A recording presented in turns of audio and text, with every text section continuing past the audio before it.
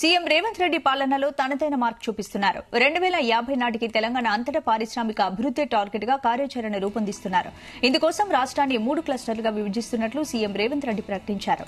హైదరాబాద్ కు సమీపంలోని outer ring road లోపల ప్రాంతం urban cluster, outer ring road regional ring రోడ్డుకు మధ్య ప్రాంతాన్ని సెమీ అర్బన్ క్లస్టర్ గా విభజిస్తున్నట్లు తెలిపారు.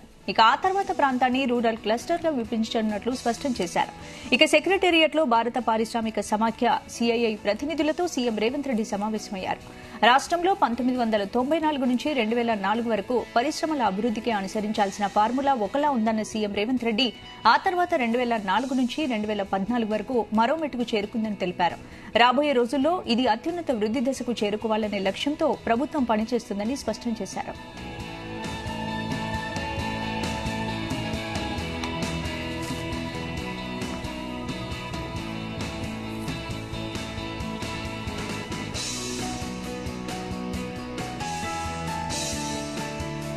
ఇదే అంశానికి సంబంధించి పూర్తి అప్డేట్స్ మా ప్రతినిధి సతీష్ అందిస్తారు. సతీష్.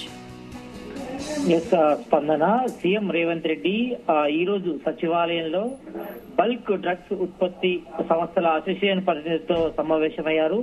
ఈ సమావేశంలో కూడా చాలా కీలక నిర్ణయం కూడా తీసుకున్నారని చెప్పుకోవచ్చు. దాదాపుగా 2 గంటల పాటు కూడా ఈ యొక్క అసోసియేషన్ ప్రతినిధులతో సీఎం రేవంత్ రెడ్డి కూడా మీట్ అయ్యారు. ఈ మీట్ సందర్భంగా తెలంగాణను 3 క్లస్టర్స్ గా విభజిస్తున్నామని ముఖ్యమంత్రి రేవంత్ రెడ్డి కూడా ప్రకటించడం జరిగింది. అయితే మిషన్ 2050 ప్రకటించినట్టుగా తెలుస్తా ఉంది. అయితే ఇటు పారిశ్రామిక విషయంలో మాత్రం ఇటు పెట్టుబడులు ఆహ్వానించేలా ఫ్రెండ్లీ పారిశ్రామిక విధానం అమలు చేస్తామని కూడా సీఎం రేవంత్ రెడ్డి కూడా స్పష్టం చేయడం జరిగింది.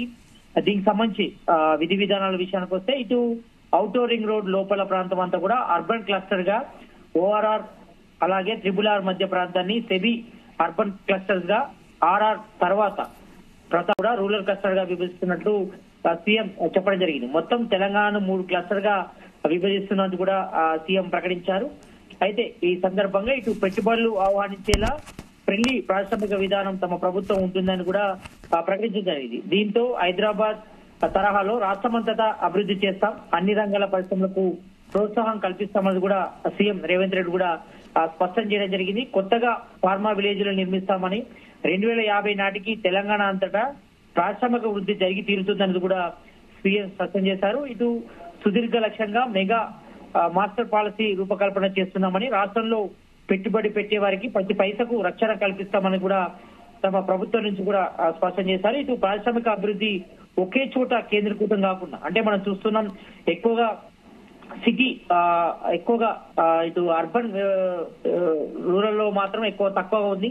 అయితే అర్బన్ లో మాత్రం ఎక్కువగా డెవలప్మెంట్ ఉంది కాబట్టి అన్ని ప్రాంతాల్లో అభివృద్ధి జరిగే విధంగా ఈ మాస్టర్ ప్లాన్ ఉంటుందో కూడా స్పష్టం చేశారు. ఇటు పరిశ్రమలు గ్రామీణ ప్రాంతాలకు కూడా విస్తరిస్తామని కూడా ఈ విధంగా ఇటు ప్రతినిధులు కూడా చెప్పడం జరిగింది. మరోవైపు ఇటు ఫార్మా సిటీపై ప్రభుత్వానికి స్పష్టమైన ఆలోచన ఉన్నాయని, ఇది ఒకే చోట కాకుండా ఫార్మా విలేజ్ అభివృద్ధి చేస్తామని కూడా సీఎం రేవంత్ రెడ్డి చెప్పడం జరిగింది మీటింగ్ లో. మరోవైపు ఇటు ఓఆర్ఆర్ కు 14 రేడియస్ రోడ్లు, 12 హైవేల కనెక్టివిటీ ఉంది కాబట్టి ఓఆర్ఆర్ హైవేలకు దగ్గరలో ఉండేలా సుమారు 1000 నుంచి 3000 ఎకరాలకు ఒక ఫార్మా విలేజ్ ను అభివృద్ధి చేస్తామని సీఎం ఇటు ప్రతినిధుల అసోసియేషన్ కూడా చెప్పడం జరిగింది. ఇటు ప్రజల జీవనానికి ఎలాంటి ఇబ్బంది లేకుండా ఈ పరిశ్రమలు కూడా ఉండాలని కూడా సీఎం రేవంత్ రెడ్డి కూడా స్పష్టం చేశారు. ఎందుకంటే అక్కడ చూసాం చాలా వరకు సిటీ అవుట్కోట్ లో ఉన్నటువంటి పరిశ్రమల వల్ల కదా ఆ పొల్యూషన్ తోని చాలా విలేజ్ కూడా చాలా వరకు ఇబ్బందులు కూడా ఎదుర్కొన్నారు. కాబట్టి అలాంటి ఇబ్బంది లేకుండా విలేజ్లకు దూరంగా పరిశ్రమలకు ఏర్పడే విధంగా కూడా తమ ప్రభుత్వం కృషి చేస్తుండగా చెప్పడం జరిగింది. ఇక మరోవైపు ఇటు జైరాబాద్ లో IT, pharma, health, food processing, sports, automobiles, organic పరిశ్రమలు ఏర్పాటు చేస్తామని కూడా సీఎం స్పష్టం చేయడం జరిగింది. ఇటు రక్షణ శాఖ, నావిక రంగం పరిశ్రమల తయారీకి కూడా అపార అవకాశాలు ఉన్నాయి. కొత్తగా సోలార్ పవర్ పాలసీలు కూడా రూపొందిస్తాం, వారికి కూడా తాయిలాలు ఇస్తామని కూడా చెప్పారు. ఇక సోలార్ ఎనర్జీ పరిశ్రమలకు తగిన ప్రోత్సాహాలు కూడా అందిస్తాము. రాష్ట్రంలో సుమారు 35 లక్షల మంది నిరుద్యోగులు ఉన్నారు. వాళ్ళందరికీ ప్రత్యక్షంగా పరోక్షంగా కూడా ఈ యొక్క పరిశ్రమలు కూడా ఉపాధి అవకాశాలు కల్పిస్తామని కూడా సీఎం రేవంత్ రెడ్డి స్పష్టం చేయడం జరిగింది. ఇక గత ప్రభుత్వం మాదిరిగా యువతను భారంగా భావించడం లేదని, పారిశ్రామిక అభివృద్ధిలో వారు భాగస్వాములు అయ్యేలా చూస్తాం.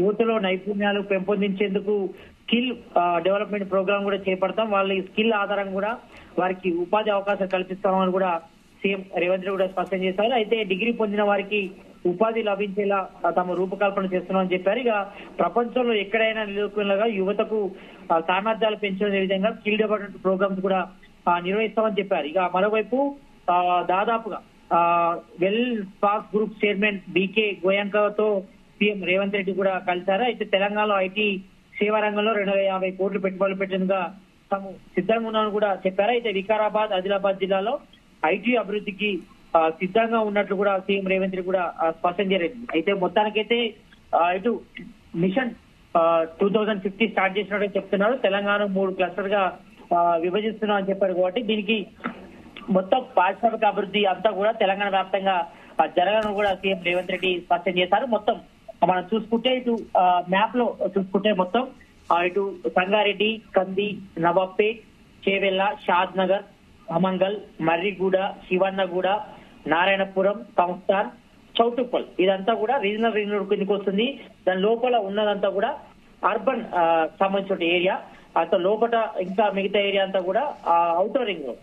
అయితే ఏదైతే రీజనల్ రింగ్ రోడ్ ఉందో దాని బ్యాక్ సైడ్ అంతా కూడా దాదాపుగా మొత్తం కూడా ఇటు రూరల్ సంబంధించిన క్లస్టర్ గా విభజించారు. ఒకటి అర్బన్ క్లస్టర్స్, అలాగే రూరల్, అలాగే సెమీ అర్బన్ సంబంధించిన క్లస్టర్ విభజించారు. కాబట్టి అంటే పారిశ్రామిక అభివృద్ధి అనేది కూడా అన్ని వైపులా జరగాలని కూడా సీఎం రేవంత్ రెడ్డి కూడా స్పష్టం చేశారు. కాబట్టి ఇటు పరిశ్రమలకు కూడా ప్రోత్సాహాలు అందిస్తాం. అందరూ కూడా కంపెనీస్, విదేశీ కంపెనీస్ కానీ లోకల్ కంపెనీస్ కానీ పెట్టుబడులు పెట్టే విధంగా తమ ప్రభుత్వం ప్రోత్సాహాలు అందిస్తుంది.